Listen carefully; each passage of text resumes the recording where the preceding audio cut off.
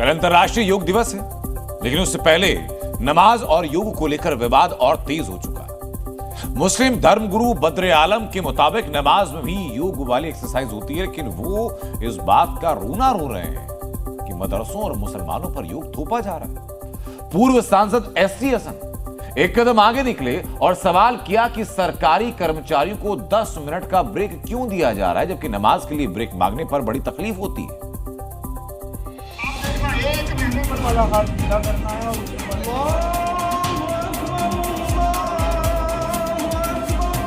तो ये तो जबरदस्ती का मदरसों में योग करना चाहिए, मस्जिदों में योग करना चाहिए, दबाव नहीं बनाना।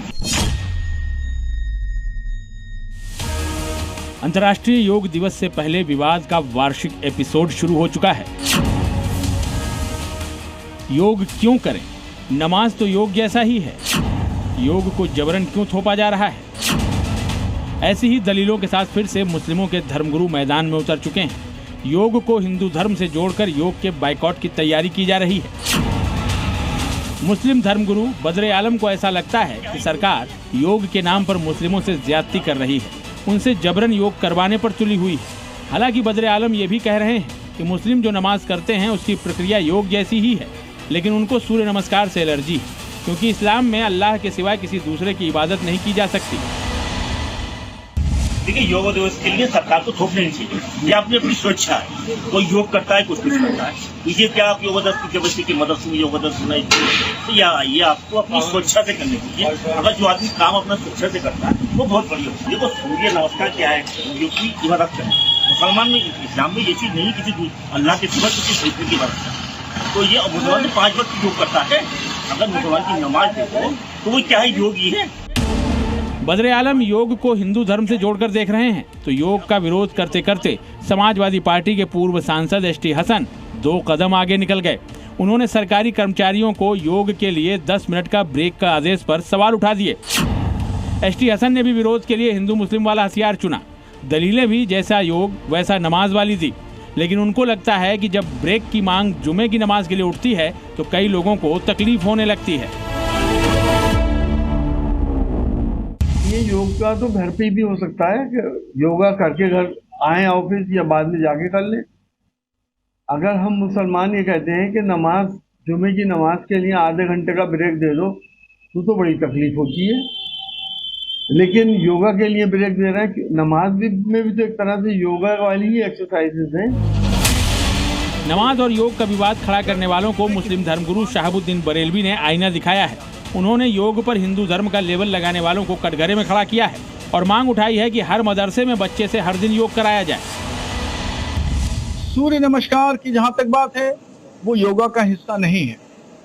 वो एक अलग से मजहब का एंगल जोड़ा गया है, और जो लोग भी सूर्य नमस्कार के मुतहम्मिल हैं और उनके मजहब में ये दाखिल है, वो लोग करें, हमें कोई एतराज नहीं है। मगर मैं किसी मुसलमान को सूर्य नमस्कार करने की इजाजत नहीं दूंगा।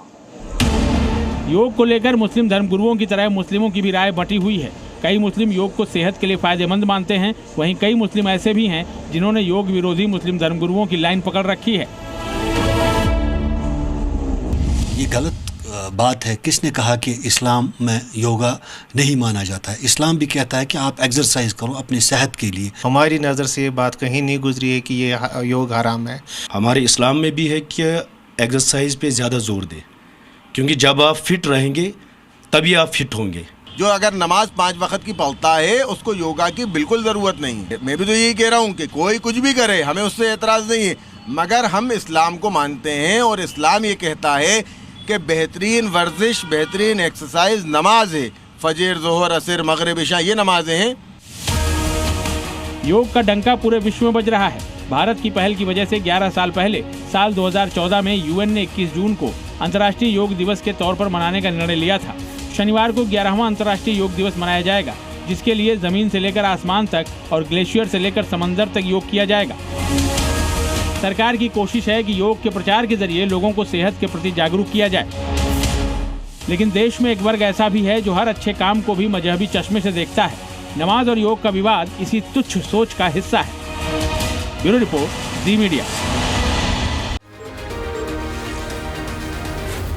जी न्यूज़।